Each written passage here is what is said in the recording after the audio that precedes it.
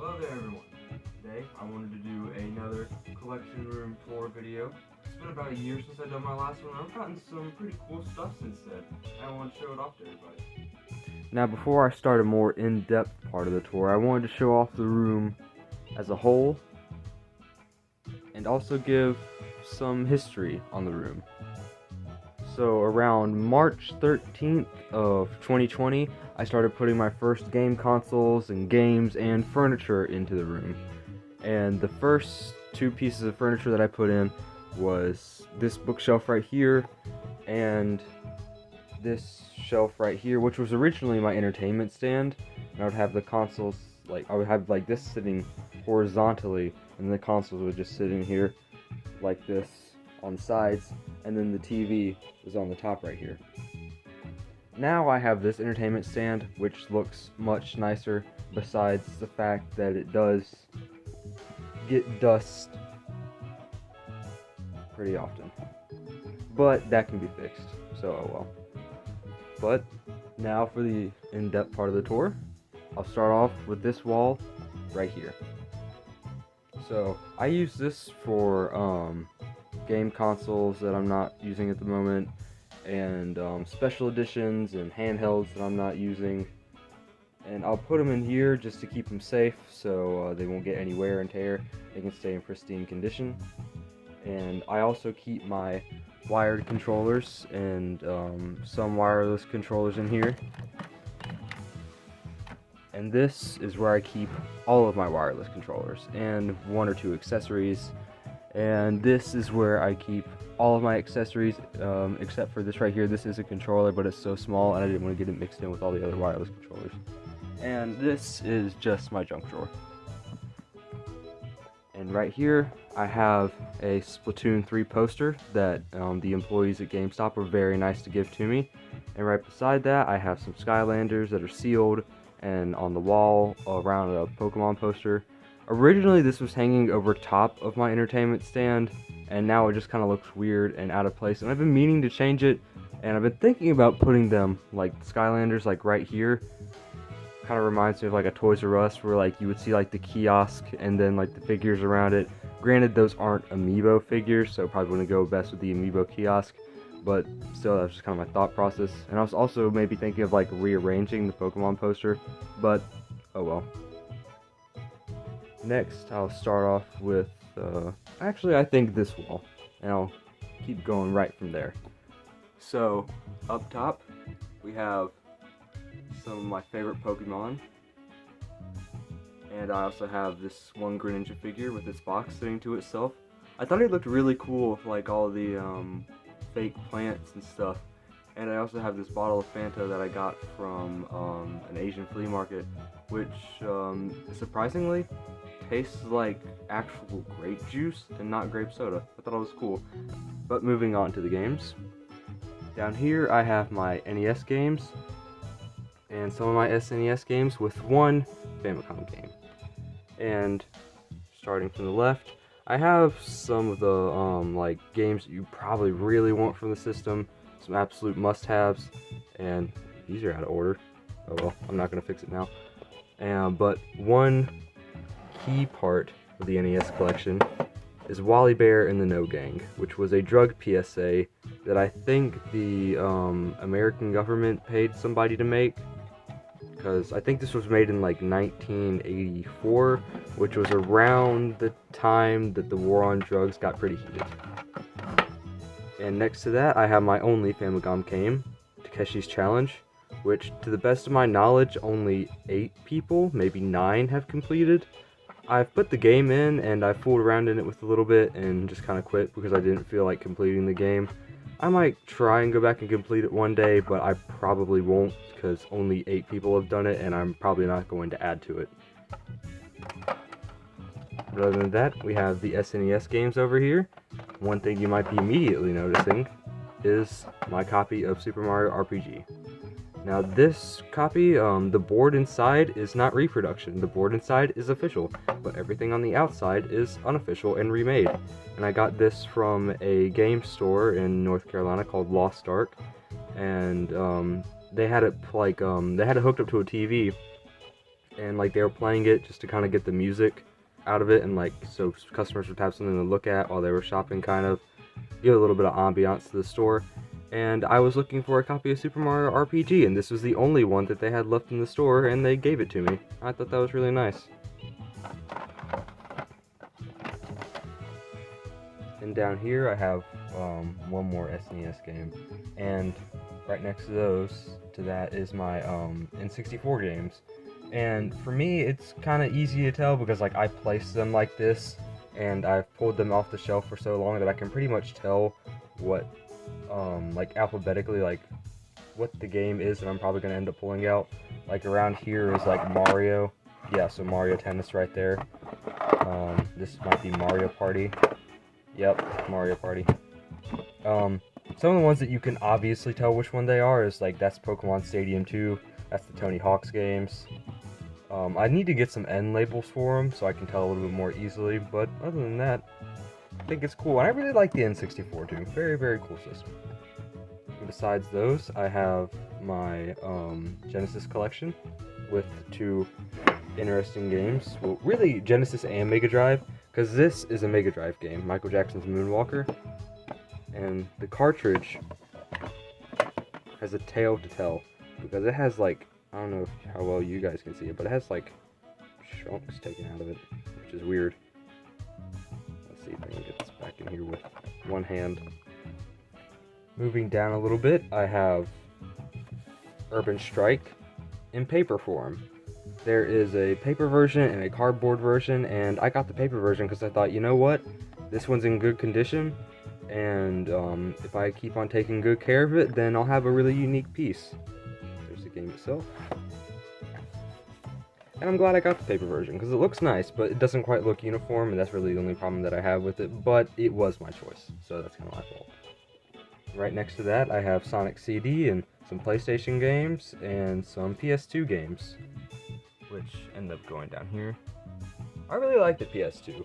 Now, most of my PS2 games were hand-me-downs from my cousins, like all of these sports games, and Tony Hawk, that Spider-Man, and this Spider-Man, and Karaoke, and Conflict Desert Storm.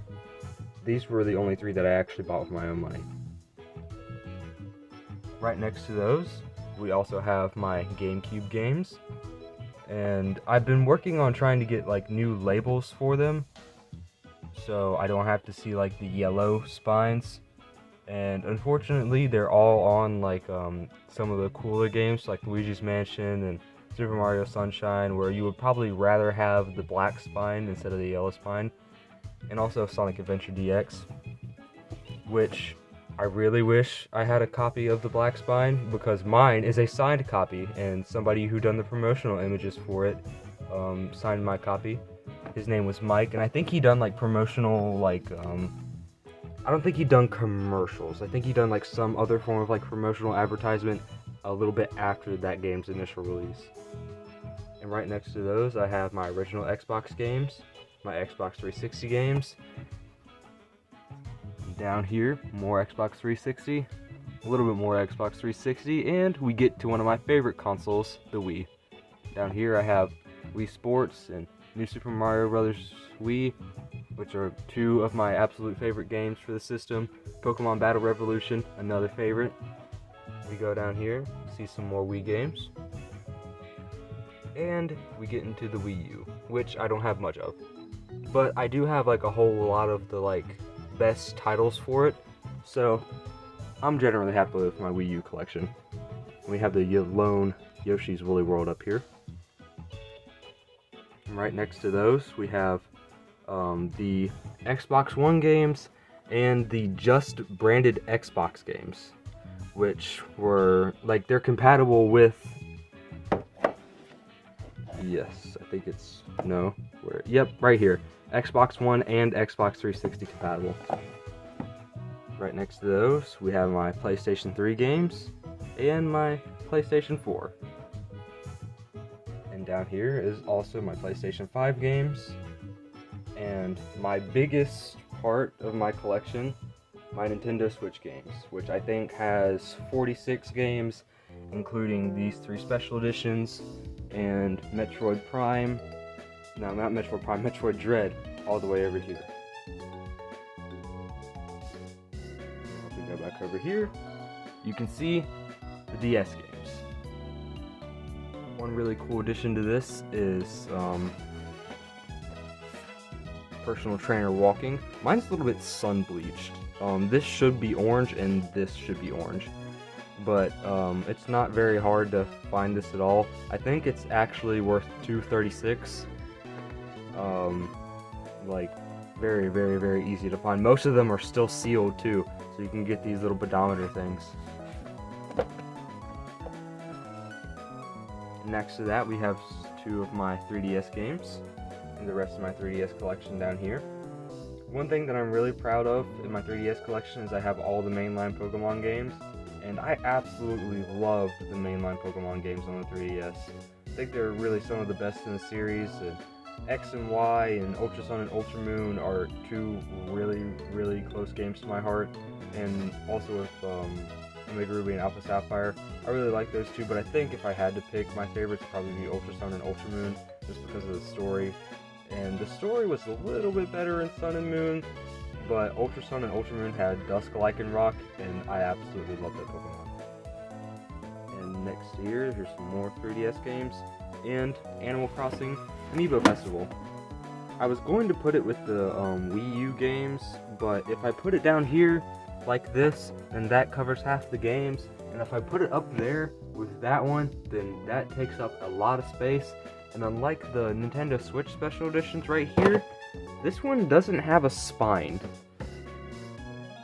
So I figured probably just be best to keep it down here at the very end.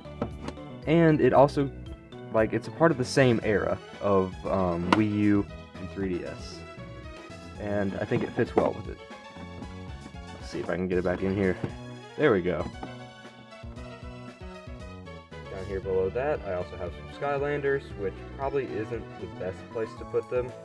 My dog actually has gotten a couple, not a couple of them, just, well, actually, yes, a couple of them. He's gotten this one right here, which I had to replace, and I think he got one of my Trigger Happies. I don't see it right now. It's probably somewhere else. But the one that I had to replace of this one, its head got bit off. I had to buy a whole new one. And right next to that is my Skylanders portal, and I think a Starlink character. I might be saying the game's name wrong. Might not actually even be Starlink. I bought it for like a whole kit on the Nintendo Switch for like $20, and the game was awful, and I quit playing it. So, moving on from that shelf, we have the entertainment stand, and this is where I keep my Switch, my TV, my Kinect, my Wii sensor bar, my PS5, my PS2, Xbox One, original Xbox with the Wii U gamepad on top, and the N64, my Retro Trio, okay, hold on, Super Retro Trio 3 Plus, and there's also my Wii U, my GameCube, and my PlayStation 3. And my PS3 actually has quite the story to tell, besides it just being incredibly dusty. So originally, I got a PS3, which came with all of these games up here, except for Gran Turismo 6. That was the only one that I didn't get out of the bundle.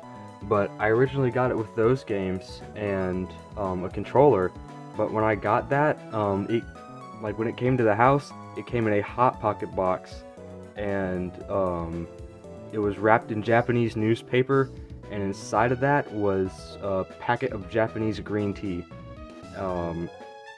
And when I opened up the Hot Pocket box and got the PlayStation out and carried it to my room, it made my room smell like pancake syrup and cigarettes. So, and also on top of that, it didn't even work. It was actually missing some components inside the PlayStation itself, so somebody had already taken it apart and tried to figure out what was wrong with it and put it back in correctly. And I'm pretty sure I put it back together incorrectly too once I looked inside of it as well, so oh well. But anyways, I sent it back, and They let me keep the games, which is really nice. But I sent the PlayStation back, and then a year later, I got this one that you see right here, and this one, it actually worked, but its controller did not. And its main problem was that it would just straight up disconnect. So I had to get this controller right here. And when this controller arrived, I noticed a significant weight difference.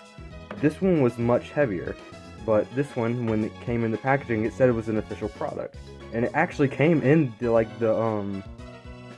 it looked like it was still sealed from way back when. But I got to looking at it. And let me show you what I'm talking about. See, on this controller, there is like the little parts where like you can see who's all connected and whatnot, and like the gaps between like where the two parts of the controller connect. The gap is very slim, and these little LEDs are very small. But if you look on this one, the gap is rather large, and the LEDs are gigantic compared to the other ones. And that's how I realized that, oh, this is fake. And the sticks also felt a little bit weird compared to it, and my thumb slipped off a whole lot while playing, especially with Gran Turismo 6. PlayStation fiasco, we also have another shelf to move on to. And up here, I have some more collectibles and stuff. Got some glasses, some tin sets, lamp. This Mario is supposed to hold a 3DS, but I don't have the base model 3DS for him to hold, and any other console looks kind of strange while he's holding it. I think a DS Lite would probably fit well in it too, but I don't have that either. And down here, we have my Game Boy and Game Boy Advance games, and one Game Boy Color game, and I have 2 action replays that died on me. Right next to that, I have my unsealed amiibo, and 3 of these right here. These were hand-me-downs, and the rest of them I think I got myself. So it was very nice when I got these two. And down below here, I have my entire Wii collection. So right here, I have the white Wii with its remote, Pro Controller, nunchuck, and the wheel. And right here, I have my first ever console, actually. This I've kept since I got it in like 2010, and the box isn't the box that this one came in. This one came in a Mario Kart Wii box, and I was also thinking about like just getting the Mario Kart Wii box to put behind this again, but the Mario Kart Wii box goes from here to about like right here, so I wouldn't have any room for the wheel, and I would have to push this forward and push that forward and push that forward too, and it'd just be a mess. So I decided to get the original box that it came in. And along with these two, I also have the Pro Controller, the nunchuck, the Wii Motion Plus adapter thing, and the wheel in the back. And down here, I have my blue Wii. This one didn't have a wheel, but I was able to find some like wrist straps for the pink one and the blue one, and the original white remote, and for some reason there's a green one, but there's no green remote. I also have the blue remote and the pink remote, and unfortunately I don't have the red Wii. If I had it, it'd go in that slot right there. And there's also some more stuff down here. I have 2 nunchucks, and I have the golden Pro Controller from Japan. This didn't really go with any of these, and I guess I could put it right here, but if I do, those colors look really, really funky. So I'm thinking about just collecting all of the Pro Controllers and sitting them all next to each other. But the problem with that is the red Wii still, because the red Wii has a Pro Controller that looks like this one, and the gold one down there. And it is extremely hard to get because it only released in Japan and Europe. So I'm going to have to scour both the Japan and Europe marketplaces to try and find it. Other than that, we have some Metroid Dread, strategy guides, comic books, figures. And down here, I have my sealed amiibo. And the reason why they're sealed is just a lot of them I couldn't really bring myself to open up, like the Callie and Marie and the Pearl and Marina ones. These ones got a reprint, and I saw them in a Target and I knew I had to pick them up because I really wanted these for a while. But before their reprint, they would fetch up to like $80 to $100. And these guys, I also got, I think I got this guy in a Target too. I got this guy in a GameStop. Both were on Black Friday. And I also got these guys back here on Black Friday too. I think I got them from a Best Buy. And this guy I got from GameStop on release day. And one thing that I forgot to show over here, got some Wii points. And besides that, I also have some like holiday gift guides and some eShop cards and the Genesect Volcanion thing. I kept the paper for that. Got a wheel below that. And there's also the closet where I keep all of my boxes and stuff like that. One really interesting thing that I have back there is a New Super Mario Bros. Pinata. I don't think I can get it with just one hand because I have to move the Samba maracas, and I probably knocked over all the stuff on the side right there. But yeah, here's some cool stuff in there. And also above the closet, I have the banner from Super Mario Maker. I think you would get that if you pre-ordered it at GameStop or Walmart. I'm not sure which one. Now we have the Amiibo kiosk, but I gotta turn it on. Working. Show you guys what it does. It's one of my favorite trailers to watch.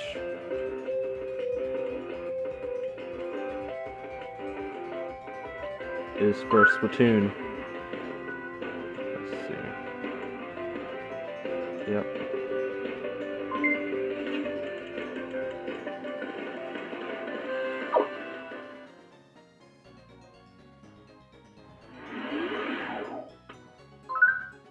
Amiibo!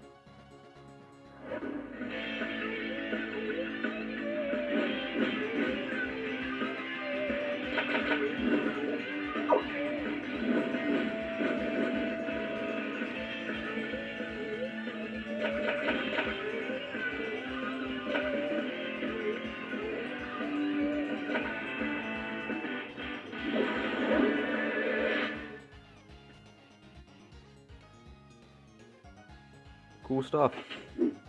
There's also another thing you can do. Hold, wait for it to load. You can do a power spin, and that just does something random.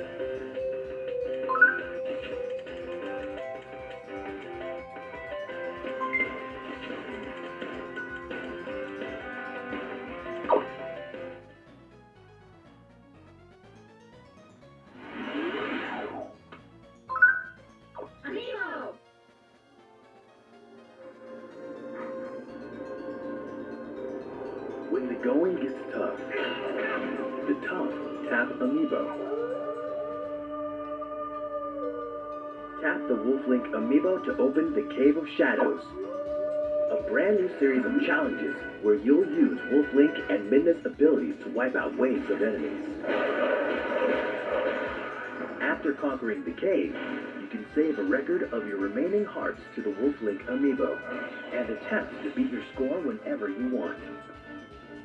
The Link and Toon Link Amiibo will restore arrows. Tap the Ganondorf Amiibo and Link will take extra damage until your play session ends, or you do. And should you falter, tap the Princess Zelda or Sheik Amiibo to restore hearts.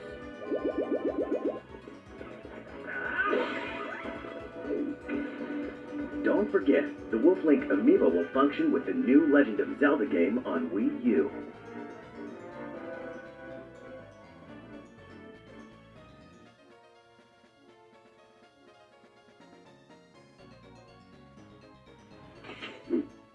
So, interesting thing about this piece, when I got it, this was smashed, and, which I saw that in the pictures, probably because it got, like, threw out when, whatever store it was in shut down, but, that was no fault of the shipper, but, the people who did ship it to my house, UPS, they smashed this entire crest right here. All of this was broken, and thankfully my dad was able to repair it and get me this, like, we molded like the own plexiglass. You can see it's not quite in line, like right here, but it does look a little bit nice from the front. And he also made this too. Now there are some lights that's supposed to come on in the back. I have them turned off at the moment, and I forgot where the remote is. So that's probably something I'm gonna have to find later. But other than that, I think that's all we have for this collection room tour video. Well, I hope I've done an adequate job of explaining everything in the room in depth. If you guys have any questions, I'd love to answer them. I love talking about video games and whatnot. And one thing that I kind of want to cover more is like all the like videos that are on the Amiibo kiosk. So if you guys want to see more of that, I'd be more than happy to record some more of those. But other than that, I hope you guys have a fantastic rest of your day.